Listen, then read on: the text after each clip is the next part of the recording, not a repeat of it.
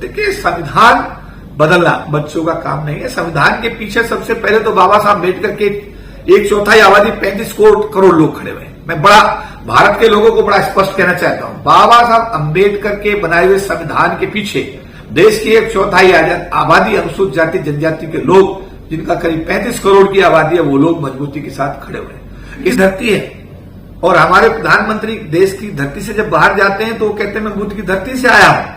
अगर प्रधानमंत्री जी खुद ये कहते हैं बुद्ध की धरती से आए हैं तो फिर तो ये बुद्धिस्ट कंट्री होना चाहिए। इसके आसपास चाहे नेपाल है, चाहे श्रीलंका है, चाहे चीन है, जो भी सराउंडेड कंट्रीज हैं, वो मैक्सिमम कंट्रीज जो है बुद्धिस्ट हैं। भारत में ही तो बौद्ध धर्म का प्रचार प्रसार जो है जानबूझकर रोका गया और बौद्ध धर्म को नस्ताबूद करने की कोशिश की गई।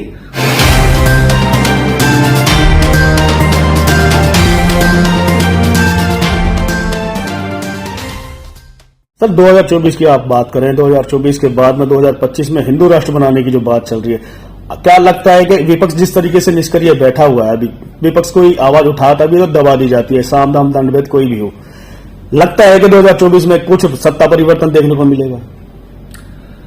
देखिए, ये तो जो भी आपने कहा है, हर व्यक्ति भारत में डेमोक्रेसी में जीता है, हर आदमी को अपनी अभिव्यक्ति की आजादी है। कुछ लोग कहते हैं कि बौद्ध राष्ट्र बनना चाहिए। मैं आपको बताना चाहता हूं, इस देश में ऐसी भी सोच के लोग हैं, वो कहते हैं क्योंकि ये बुद्ध की धरती है और हमारे प्रधानमंत्री देश की धरती से जब बाहर जाते हैं तो वो कहते हैं मैं बुद्ध की धरती से आया हूं। अगर प्रधानमंत्री जी खुद ये कहते हैं बुद्ध की धरती से आए हैं तो फिर तो ये बुद्धिस्ट कंट्री होना चाहिए। इसके आसपास चाहे नेपाल है, चाहे श्रीलंका है, चाहे चीन है, जो भी सराउंडेड कंट्रीज हैं, वो मैक्सिमम कंट्रीज जो है बुद्धिस्ट हैं।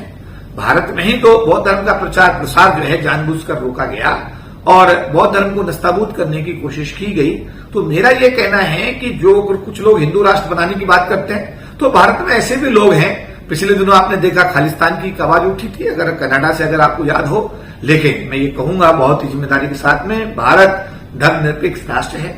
बाबा साहब अम्बेडकर इसको धर्मनिरपेक्ष राष्ट्र का दर्जा लिखित में देकर गए हैं और इसमें सभी धर्मों के लोगों को समानता के साथ, बराबरी के साथ जीने का अधिकार उन्होंने दिया है और इसको ना कोई हिंदू राष्ट्र बना पाएगा, ना कुछ और राष्ट्र बना पाएगा। ये भारत धर्मनिरपेक्ष राष्ट्र था, धर्मनिरपेक्ष राष्ट्र रहेगा और ऐसी अगर कोई हरकत किसी के द्वारा की गई तो मुझे लगता है कि देश का अमन, चैन और शांति भंग हो सकती है। सर 2024 के बाद में संविधान को भी बदलने की बात की जा रही है, इस पर क्या कहेंगे आप? देखिए, संविधान बदलना बच्चों का काम नहीं है। संविधान के पीछे सबसे पहले तो बाबा साहब अम्बेडकर के 1/4 आबादी 35 करोड़ लोग खड़े हुए हैं। मैं भारत के लोगों को बड़ा स्पष्ट कहना चाहता हूं, बाबा साहब अम्बेडकर के बनाए हुए संविधान के पीछे देश की 1/4 आबादी अनुसूचित जाति जनजाति के लोग, जिनका करीब 35 करोड़ की आबादी है, वो लोग मजबूती के साथ खड़े हुए हैं। इसके बाद आज मुझे बताते बड़ी खुशी है कि ओबीसी समाज, जिसका काशीराम जी अपने पेन के माध्यम से स्पष्ट करके गए थे कि ये 85% और 15% का जो फार्मूला बताया, अब ये 85% आज जो बेंगलुरु के अंदर अब जो हमारा मीटिंग शुरू हो रही है, उसमें जिस पार्टी से मैं ताल्लुक रखता हूं, राष्ट्रीय लोकदल पार्टी का महासचिव, मेरे राष्ट्रीय अध्यक्ष जयंत चौधरी साहब भी आज बेंगलुरु पहुंच गए हैं, उस बैठक में भाग लेंगे। तो सारे लोग इकट्ठे हो रहे हैं। प्रजातंत्र है, डेमोक्रेसी है और इसमें मेरा यही कहना रहेगा आपसे कि कोई संविधान बदलने की अगर बात करता है तो ये उसका अपना ख्याली पुलाव हो सकता है।